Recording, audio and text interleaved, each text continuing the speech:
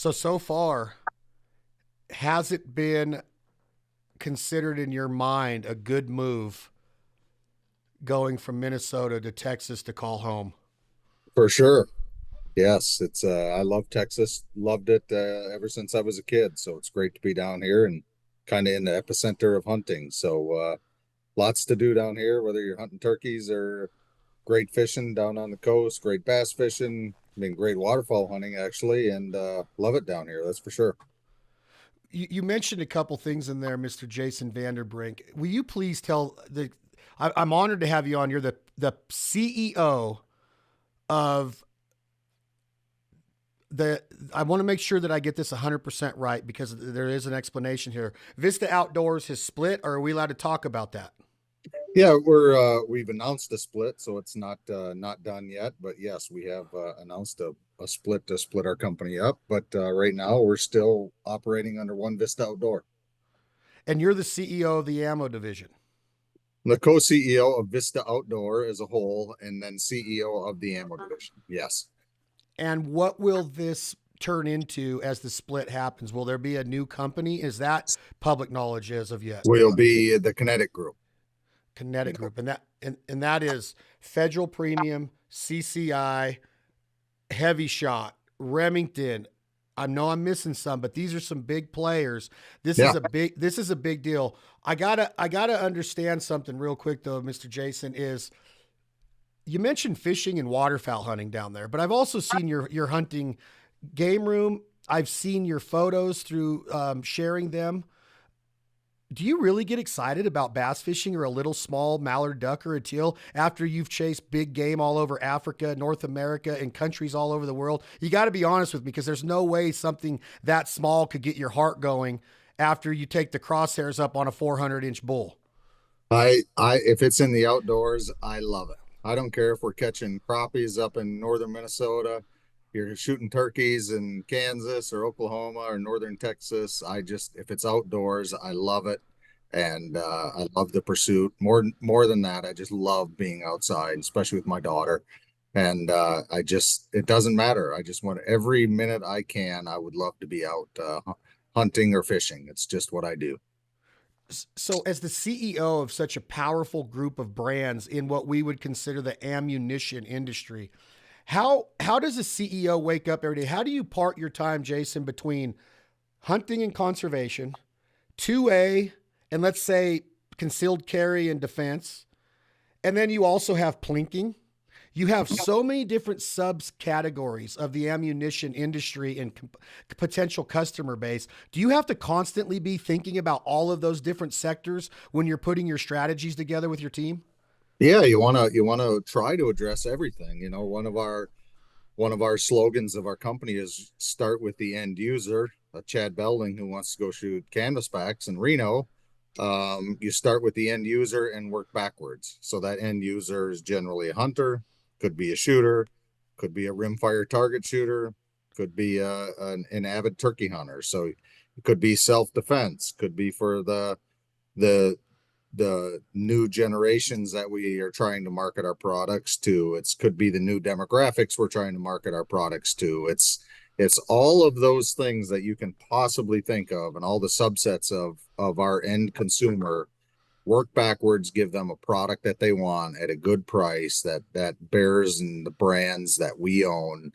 And that goes into everything we do, whether it be supply chain, whether it be operations, marketing, sales. You try to just take all the facets of business and then just work them backwards, and it inquires everything. Jason, as the CEO and the leader, how do you how much of your time you just said when you I just asked when you wake up in the morning you start strategizing, but how much of your time is spent thinking about or worrying about competition in this space? We live and breathe it. I mean, competition makes every company better. We love strong competitors because if you have strong competitors, it's if you're going to have the drive to make yourself and your own company a better company. So we certainly pay attention to them, but we also, we want to drive our own future. So while we certainly are understanding our competitive nature, the end of the day, if we come out with the right product at the right price with the right features, we're going to make our own future. And that's our job. Make the future inside our four walls. In a sentence or two, Jason Vanderbrink, how do you define the CEO mentality? Is it something that can be taught in business school? Is it something that you're born with and it's instinct, it's instinctual with what we call the for lack of better terms, I guess it is the mentality. It's the entrepreneurial spirit. You're leading a brand. You're the owner of this brand in many ways. You have ownership in this brand. Your team takes ownership in this brand. Can you go to school for this type of job? And did you? And can you give our listeners just a little bit of a rundown of how you become one of the most top positions in the ammunition world?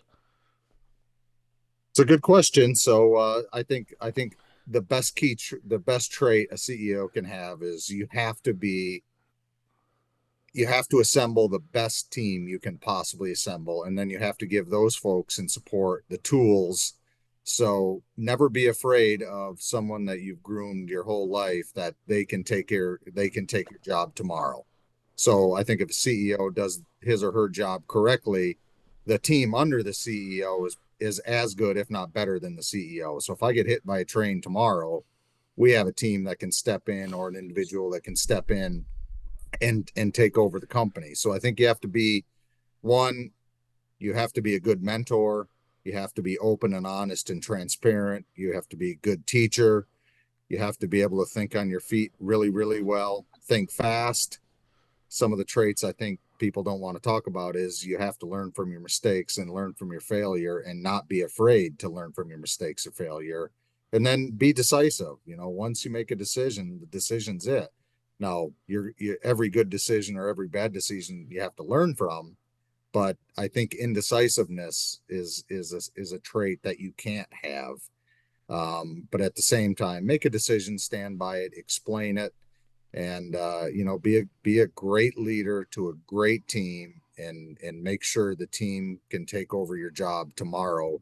And don't be afraid of that. I think a lot of people put some players under them that they're afraid of and they threaten of. I mean, that's what we want. I mean, I want that, because I for the better of our organization, if something happened to me or what have you, we want the brands to survive, and we want our employees to have a great spot to work, and it all comes with responsibility. Perfect word to transition into my next comment. Exactly where I was going, Jason, is being in such a position to where you're being pretty much forensic audited, for, again, lack of better terms, but whether it's government, politics, whether it's law, whether it's the industry, whether it's anti-2A, anti-hunting, whatever. Do you ever get a chance to let your guard down? You have to have this strong team under you. But when you're representing such an important facet of America, this goes back to our Constitution, our Declaration of Independence, our Second Amendment. You're representing a huge voice in this. Can you let your guard down, or are you on all the time as Jason Vanderbrink, the CEO? I let my guard down when I'm out in the duck blind, or out on a boat, or out in the turkey blind, or out in Ensign Ranch in Utah hunting elk and mule deer. That's when I let my guard down. But then it's also, there's not a whole lot of free time. I think that goes with the position, but it's more than an honor or anything. I mean, we all know what you're getting into when you're an executive in this industry, and it's an honor to be the leader of leading brands of 4,000 jobs, and that we don't take that lightly. And I'm a servant to to ensure that the industry prospers. We do all the right things so generations to come can enjoy what we enjoy today. And at the end of the day, we give our employees and our team members a great career and a great job that they can go home to and be proud of who they work for, and be unapologetic of who they work for. How does a CEO balance? You always hear the term micromanaging. I would assume that you don't have time to micromanage, and you've already alluded to the fact that you have a team that you trust, pretty much like family from what I've seen being part of this team for a long time. When it comes to this industry, is it okay for a boss to have the feeling that, hey, we're a hunting company? You can bring your dog to work. You can go hunting. You're getting your product testing. How do you balance that, Jason? So there's only so many days in a season you can hunt, and I understand putting in for a 2 weeks vacation, this kind of mindset and ideology. But is there a little bit of give and take in your position where you have to be more understanding that there is going to be more time spent in the field because that's the passion of the hunt and the passion of this business?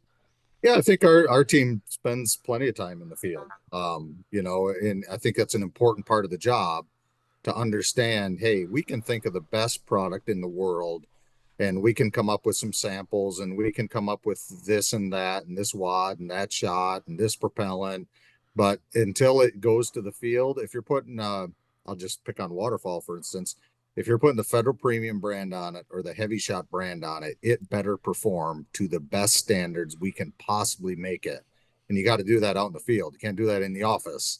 And we have to give it to our ambassadors, such as yourself, to say, hey, this is what I would tweak, this is what I wouldn't tweak. And at the same time, we also have to be fair to the operations of, can we make it consistently on a consistent basis where we're not jamming up a factory of trying to come up with something that is extremely hard to get. But at the same time, there's always that ground of, we're going to give the consumer what they want, the best it can possibly be if it's going to have our brand on it. And having done that in the field is really the only time you can do it. You can shoot it into gelatin all you want, but what does it do on a duck at 40 yards, or what does it do at a turkey at 60 yards? Until you go try it on the duck or the turkey, you just don't know. With your time spent in the field, Jason, and your passion for hunting, you've seen it all. You've shot it all, every caliber, every gauge, you name it. Rifles, muzzle loader, rimfire, centerfire, shotgun, firearms, you name it, you've done it. How does that help you in the challenge part of a CEO? How do you challenge your employees? Do you go to them and give them something that might be impossible, but you want to see how close they can get? Or is everything kept in realistic balance? And are you a challenging CEO to your team? I'm a challenging CEO to the team, especially on the product side.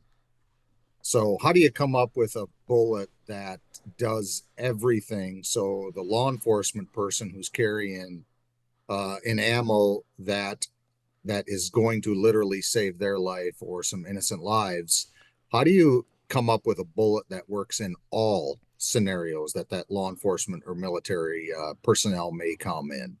So it may work in bare gelatin good, it may work through heavy clothing good, it may work through drywall good. Okay, but how do you get it that works through a windshield good? How do you get it that works through plywood good? And I'm challenging on the product side, because our customers come to Federal and Hevi-Shot and Remington and Spear and CCI because they want the best. So on the product side, I think the team would probably tell you I'm a little micromanager on the product side because our consumers demand it from us. That's who we are. That's how we got to our position in the market. And I don't care if it's on law enforcement, military, whatever. We're certainly a leader in a lot of those categories. So I'm going to challenge them to always get better, because I think one thing that kills companies, you can look at it through history and decades, and there's a gazillion examples of the one things that kills is complacency kills companies. And if you don't always try to improve your product, your processes, you're going to be complacent. And there's lots of people who would love to have our market share. And if we don't always strive to be the best, to grow the market share, come up with the best products, there's always competitors who will always go for that market share, and we can't have that. So it's on the product side. I think the team would probably tell you I'm probably a little micromanager than I should, but it's also the funnest part of the job. But it's also, if you have a differentiating product, you will win in this market. No matter how good or how bad the market is, if you have the best product, you're always going to win. You have the best product, and in an ever-changing world of marketing and sales, one thing stays pretty consistent, if I had to guess, and I live in Nevada, so I am a betting man, Mr. Vanderbrink. The dealer base of your companies is very important. And you also have a reputation of being a gun shop goer. I've been in camp with you, and we drove 40 miles to visit a gun shop that was closed. We went there on a whim, but you have a reputation of wherever you're at, you visit dealers. This is the main brass, no pun intended, the main brass walking into the dealer base and shaking hands with the personnel, the associates, the manager, the owner, the owner's wife, and the end consumer. Why is this so important in today's world of sales? Because I think if you go, if you go to the middle of North Dakota, their needs are totally different than San Antonio, Texas, where I'm at. And I've always thought, whether you're working the factory floor, I walk the factory floors every day. I want to know what's going on at the factory. I want to get a relationship with all the people who help us continue to make the best ammo in America. And that goes towards the end user, right? What does the person behind the gun shop, when the male or female come in and they're asking for a home defense round, what are you recommending? Why do you recommend it? How is our presence looking on it? I mean, is it Federal Premium HST? You selling Spear Gold Dot? Are you selling a competitor? And from whether it be from the raw materials that we put into a product to the end user behind the gun shop who's going to sell our product or a competitor product and everything in between, I want to know what's going on in the market. There's nothing better, no truer words in this industry. When you go to a gun shop or a place that sells ammo, learn from that person, because they are where the rubber meets the road. And if you listen to the folks where the rubber meets the road, and you don't have to tell them who you are, you don't have to tell them, hey, I work for an ammo company. Just go walk up and say, hey, I'm trying to carry, I got a 9mm. What home defense round do you recommend? And learn from them. Okay, so put Jason Vanderbrink in that store with that name tag, just ideology speaking for a minute.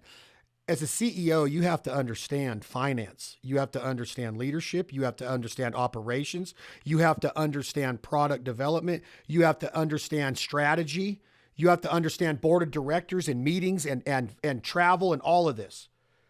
Are you 100% confident in those product lines that you just named a couple minutes ago?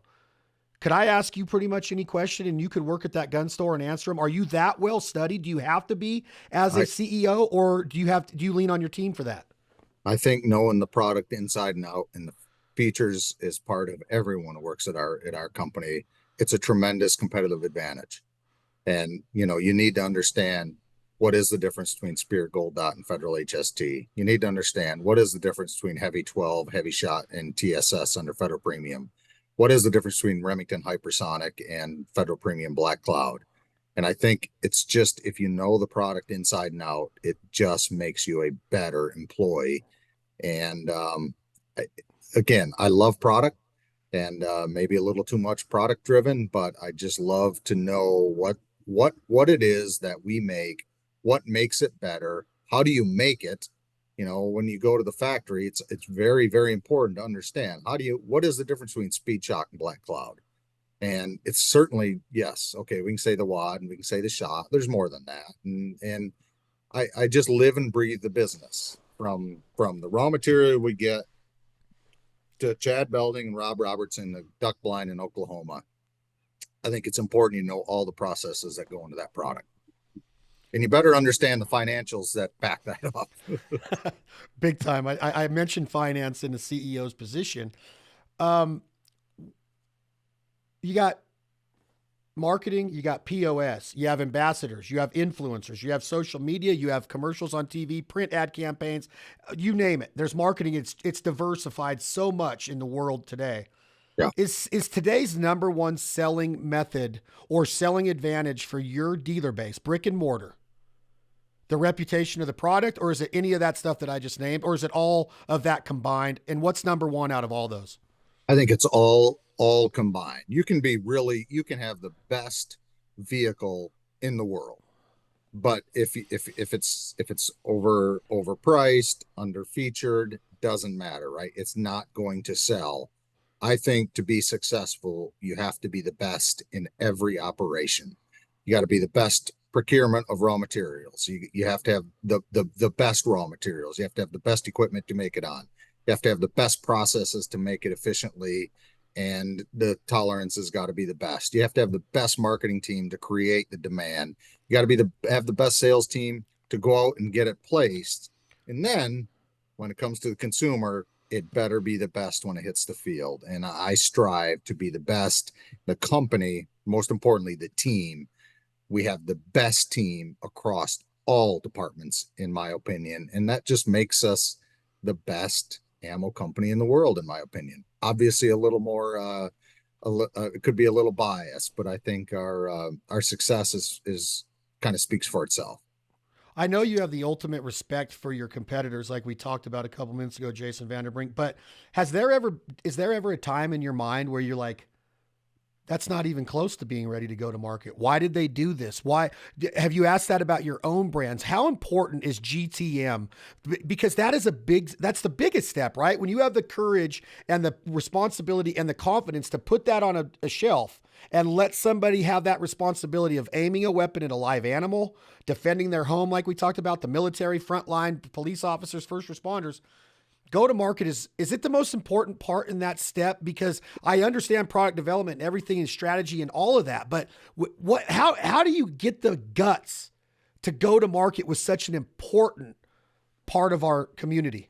It's for one, is there a need for the product that you're about to go to market with? I mean, are we really filling a gap that the consumers at the end of the day say, you don't offer it today, your competitors don't offer it today? So yes, there's a gap.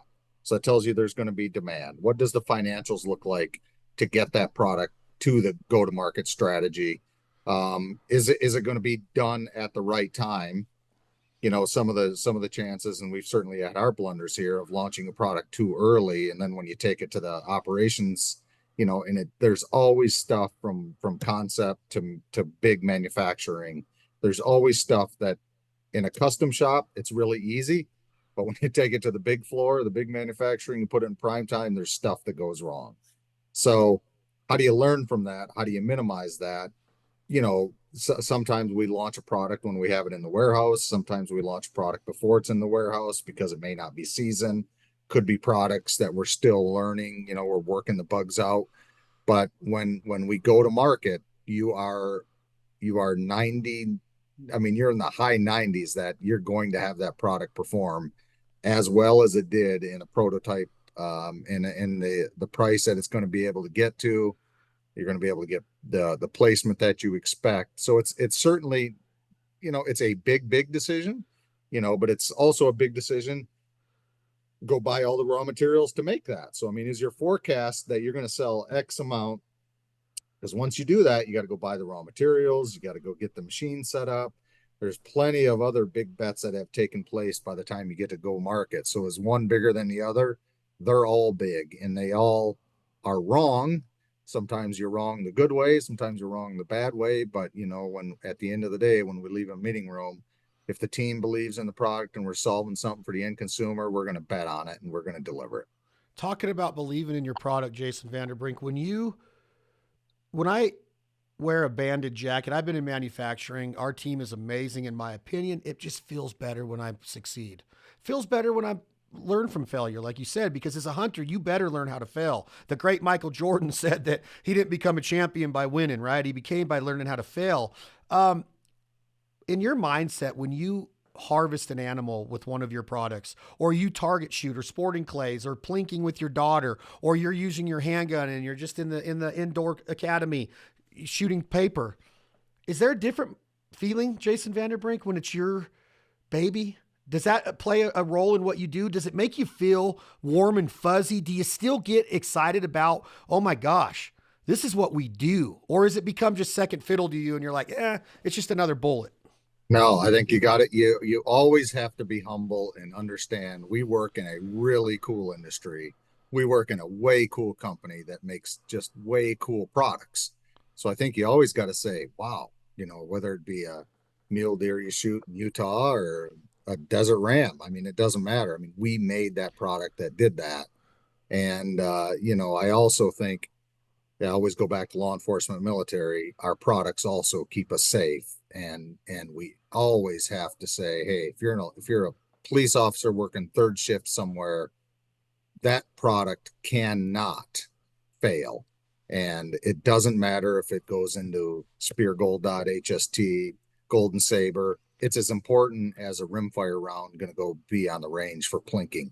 So failure is just it's a different mindset, and our quality has to perform in all disciplines all of the time, because we don't know if there's something happened with the primer. We don't know where that primer is going to go. It could easily go into a law enforcement round or military round. So, I mean, it's sometimes you got to pinch yourself. And yes, it's fun, and we work for the coolest company in the industry. But at the end of the day, there's still people's lives that depend on our quality and our product, and we never take that for granted. With that thought in mind, Jason, if you were challenged in college right now to write a thesis, or if you were going to give a state of the industry address right now to our hunting and shooting Second Amendment community, and the thesis topic that me, the professor, gives you is COVID brought a lot of new hunter education, brought a new hunter safety certification, brought a lot of new hunters to the field. It brought a lot of new handgun owners. It brought a lot of new customers, I think, to a company that we've been talking about with the Kinetic Group. Is it the same? Did we keep them all? What is the state of our consumer base right now? Are we still buying bullets? How do we continue to educate these newbies and these newcomers to keep them? Are we still doing that? Is that still our mindset and our strategy? Because it seems like maybe COVID's not as mentioned as how it was, but are we doing a good job as our industry and your state of the industry address right now to keep them as part of our community? Yeah, I think the industry, it has what we have needed forever. It is much more diverse today than it was 10 years ago. The industry needs to do what the industry can to retain those and grow those folks. So instead of a person going out and shooting a whitetail deer in the southeast, the person who goes and buys a box of 9mm or 12 gauge, 20 gauge target loads is just as important. So the product we have to come up with is probably different than our core, quote unquote, core consumer. Our marketing strategies are probably different than our core consumer, but let's embrace all these new users because we are so fortunate to have them. Don't intimidate them, embrace them, coach them, teach them, and then let those folks be your brand ambassadors, because hey, it's, instead of going to the skeet range and thinking you're intimidated, it's actually fun to go to shoot around a sporting clays, or you go to your local gun shop and you're shooting 9mm target ammo, and it is fun to shoot 9mm. So then maybe that customer will go buy a rimfire, or they'll go hunting, or they'll be open to eating organic meat instead of store-bought meat. So we just need to really, really broaden our basis like we have as an industry. We've done a tremendous job, and we have to understand these new users are new users, and sometimes we've got to message to them differently, make product for them differently. But if you do, you will win. And I hope, and I know our industry is stepping up to the plate on this, and not just us because we make ammo, but look at the firearms companies have come up with new lines of guns for them. I mean, the amount of accessories out for this new user is tremendous. And let's foster them, embrace them, and grow with them, not against them. As the customer base is ever changing, as you just described, Mr. Jason Vanderbrink, you also have an ever changing landscape of politics and laws. As the CEO, does this worry you? Do you wake up worried? How do you answer to a Gavin Newsom 11% quote unquote sin tax? Now it's being introduced in Maryland, Colorado laws, Illinois laws. How is the leader of the Kinetic Group? Do you have a certain division that you trust in this? Do you work with lobbyists? Is this even information you can talk about? Yeah. And how do you deal with that ever changing landscape? Yeah, good question. Well, I think we have a tremendous voice in National Shooting Sports Foundation.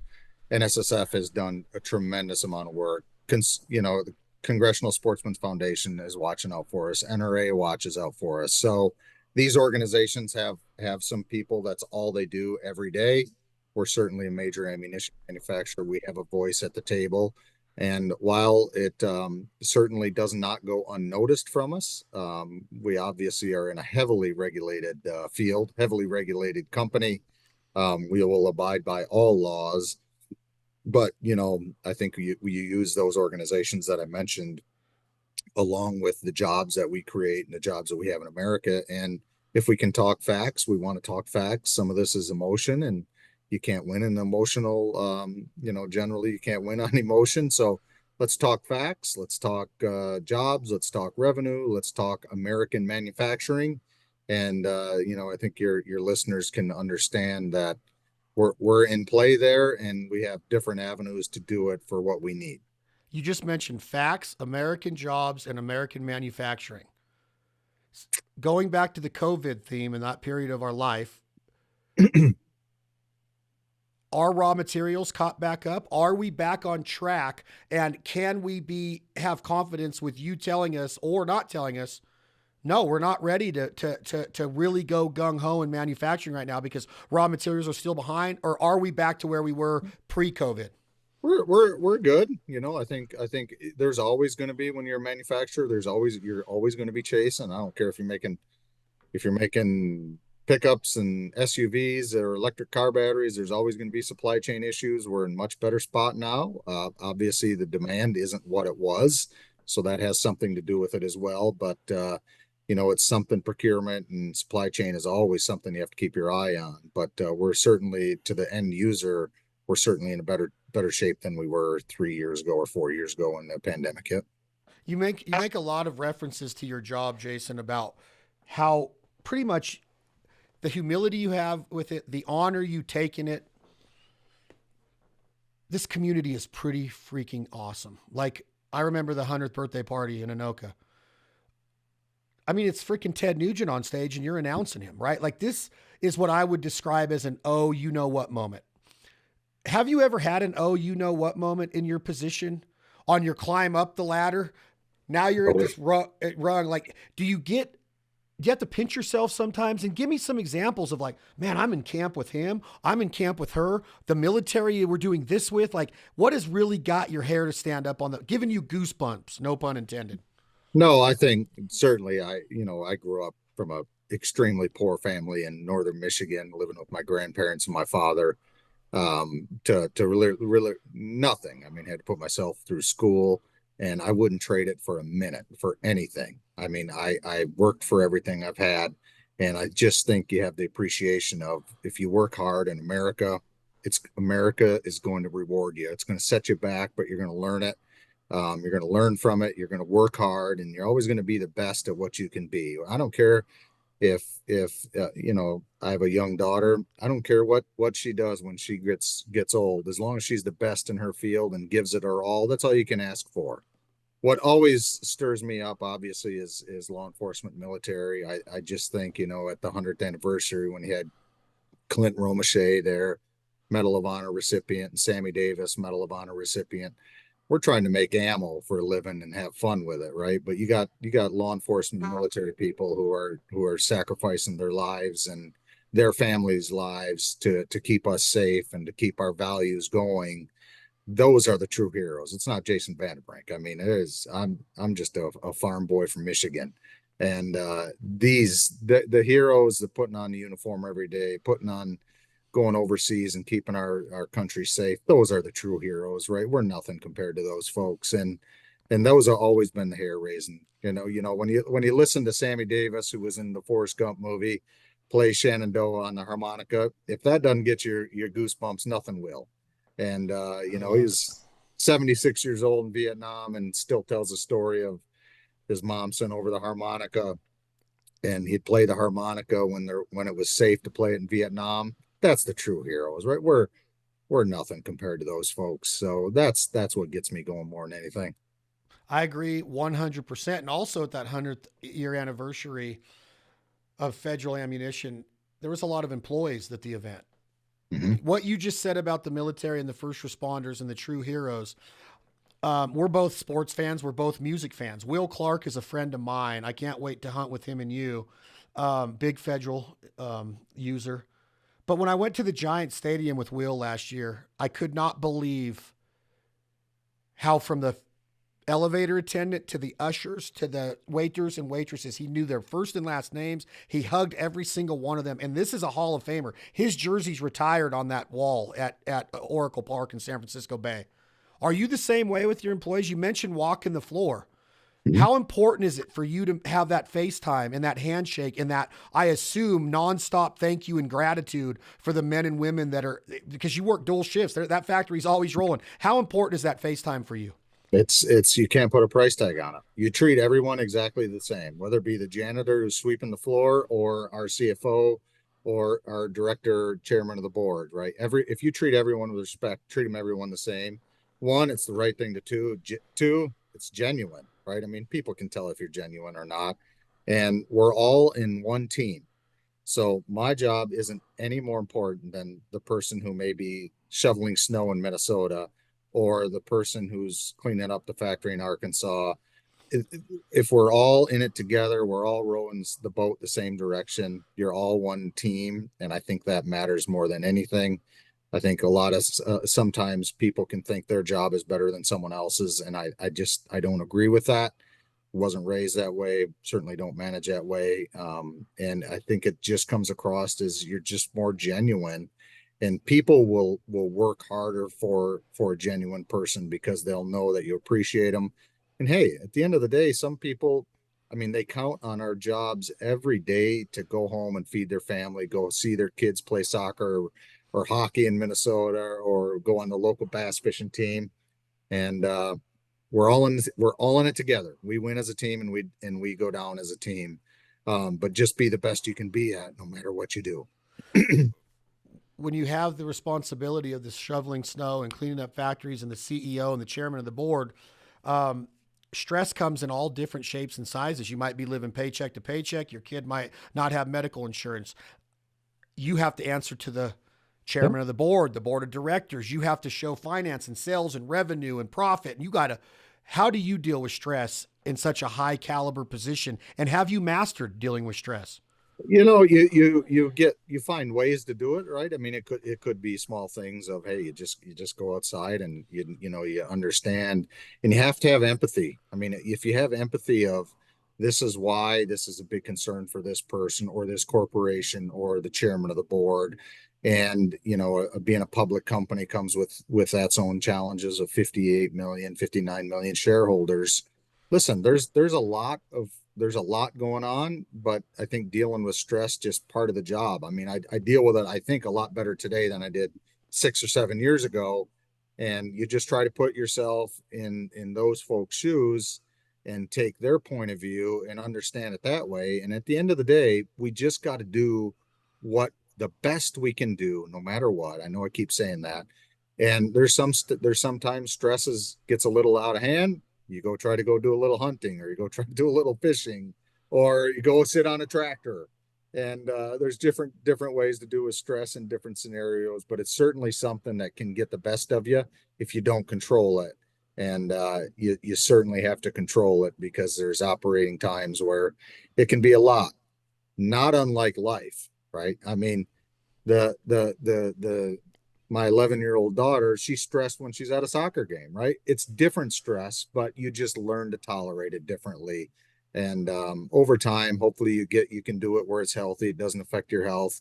And at the end of the day, we're all so blessed to live in this country and work in this industry. There could be a lot of different things to be stressful about, and we also need to sometimes just kick back and say we still have it pretty darn good. Again, I couldn't utter those sentiments more accurately. Do you do you feel in your heart of hearts, Jason Vanderbrink, that this is where you were meant to be in life? You just made the statement that life can, life is challenging. You compared your job to just regular life to an 11-year-old soccer player. Life isn't easy. I don't care what anybody says. It's joyful, and we're so blessed to be Yep. on this side of the dirt. My dad passed away at the age of 54. I miss him every day. Still, he's been gone since August 9th, 2006. I don't take 1 minute for granted. Are you where you're supposed to be in life right now? Do you sit back at your house in Texas and thank your lucky stars, or are you so driven that you know this isn't it and there's a bigger play for Jason Vanderbrink? And you don't have to tell us where you're going. I know you're not going anywhere right now, but is this where you're supposed to be? But listen, I think life throws you 17 curveballs every year. This is where I'm at today. We're going to perform where we're at today. What does the future hold? All I really care about is this generation that we're raising today, and their generation, is hunting and shooting going to be around so they can enjoy it, so that they can hopefully see what you and I have been through, or what our parents and grandparents have went through. I'm I'm so blessed that nothing like going out in the outdoors, listening to a gobble on a roost, or going to catch a 5 pound bass, or going to catch walleyes up in Leech Lake in Minnesota. As long as our future generations can enjoy what we haven't enjoyed, we have to preserve it for them the proper way. That's all that really cares about. And I mean, it may sound a little cheesy, but I there's nothing like nature, and there's nothing like getting outside and enjoying it, and gets away from the telephone, gets away from the camaraderie of life, and gets away from your iPhone. To me, if you got a big gobbler out there gobbling at you at 40 yards, we need generations to experience that, because that can be life changing. And that's why I love what we're doing. And that's, I just want generations to understand that. And hopefully, if we do it right, we're passing on a tradition, we're passing on a way of life that future generations can do it. And how or whatever we're going to get there, life will figure that out. But we need to making sure that it's there for those folks to enjoy it in the future generations. That's awesome. You mentioned Leech Lake. There's a major dealer that's in that area called Reed's. I love those brothers. I just saw them at NWTF, at SCI, Mm-hmm. Adam, Drew. We talked about brick and mortar and dealer base. Mm-hmm. Do they ever become more than a statistic? Do they ever become family? Do they ever become friends to where now when you're making decisions as the CEO of these brands and you know it affects their livelihood, you know where I'm going with that. How does that play a role when do you have the ability to get closely connected to some of these dealers? When I saw those guys, it was like we were friends. We were hanging out at a Jason Aldean concert and you're with their wives and you're having a blast. But then at the end of the day, you got to go up there and perform for Benelli and for Federal and Yeah. bam, bam, bam. Like how does that play a role in your leadership? We have so many great independent dealers in the country. I mean, and I've been with the company, I think this is 19th or 20 years. So obviously you have relationships with so many independent dealers, big box dealers. I mean, you've just been in the business your whole life. And it's still business, but you can still go out after work and go out and have a good time and go to dinners, or get to know them on a more personal basis. That's part of the great things of our industry. It allows you to do that with the amount of quality, just great people in our industry. I do think our industry is probably a little different in that aspect. I think it gives you the opportunity to do just that. And certainly a perk of the job is that. Yeah, I would say it's definitely a perk. Let's just have a little bit of fun, Jason Vanderbrink, as we end this conversation. It's truly an honor to have you on. I've spent a lot of time around you. I'm always intrigued, inspired, influenced by leadership. I really am. Like I often ask myself, am I good enough to be a leader? Am I good enough to my team, our crew, our employees? It's challenging. It's every day. You gotta find something else that you can work on and keep becoming better. Keep honing your skill set. So thank you for being on. If I had to give you a Budweiser hot seat, they call it on ESPN sometimes, or I'm going to call it the Foul Life hot seat. If you're having an after dinner drink, do you reach into a cooler or do you pour something over ice? Something over ice. If you turn on your radio, am I going to hear Lil Wayne or George Strait? George Strait. If I asked you to hunt any country in the world, would the continental United States stand a chance up against the other places you've been? For sure. How many countries have you hunted? Oh, probably 20 or more. 20 or more. Last question in this roundabout way. If there was one thing that you could do before you retire as the CEO, besides the last sentiment you said about future generations, is it to be the best? Is it to be the most lucrative? Is it to get the biggest payout? Or is it to leave a legacy of the best product on those shelves, in your opinion? Leave a legacy and have someone that works for you take over. Are you excited right now for spring turkey, or are you already past that, even though you haven't pulled the trigger yet and you're just looking forward to a 220-inch whitetail? No, spring turkey. I mean, we're a week away down here in South Texas. Spring turkey for sure. So if a guy wanted to find you, would you drop a pin to him? I can come there for the spring turkey and just stay through the summer and hunt dove on September 1st. Well, there was going to hopefully be some stuff between, but yes, I mean, Man, we're I going to try appreciate. out some 28 gauge Roberts TSS loads. So Let's talk about this man you keep mentioning.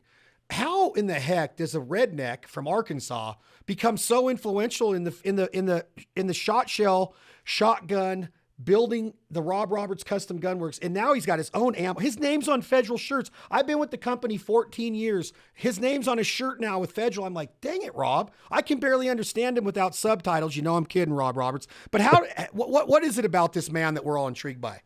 oh, he's just for one, he's just a great person, and two, I mean, for the R&D that he puts in to make a gun go with a TSS load. You know, you mentioned we make Roberts custom TSS loads in the custom shop. You know, he plays around with our loads with our engineers. So if you're shooting a, I'll say 28 gauge Benelli, you know, it's the best 28 gauge load for that Benelli. And, you know, we do it on waterfowl as well. But he's just, I mean, for shotguns, I mean, you know him as well as I do. He definitely gets the performance out of the shotgun. And it's more, it's a system. It's the gun and the ammo. It's not one or the other. And, you know, his partnership with Benelli throughout the years we've been partners with Benelli forever. And it's just, you know, like I said, it goes to the system. It's a tremendous. Let me say this way: if we miss a turkey because we miss a turkey, it's not because of the gun and the ammo. It's definitely because we were off that turkey's head. So it's you can't blame the equipment on that one. I agree 100%. He's literally a magician with guns and patterning and constrictions. And I am so proud that he has this ability with your companies. It's amazing that the fire in his eyes, it's always been there, but now, man, it's like daily communication, daily goals. Like he is just, and I'm talking Robson, maybe 60. Like he wasn't born yesterday, and he's more excited now than he's ever been. And that just shows you the power of influence and collaborations and partnerships and friendships in this community, man. The guy is on cloud nine, and I'm so glad that it's with your brand. So Jason Vanderbrink, thank you so much for being here. It really is an honor. I can't wait to share camp again. The Canvas Back is always open to you for, that's the Duck Club out here in Nevada. I want to do that this year. I hope to share many more days in camp with you, my friend. Yeah, let's go shoot some turkeys. I can't wait. Thank you for being here. All Jason right. Vanderbrink, the Kinetic Group CEO. Thank you. Thanks, Chad.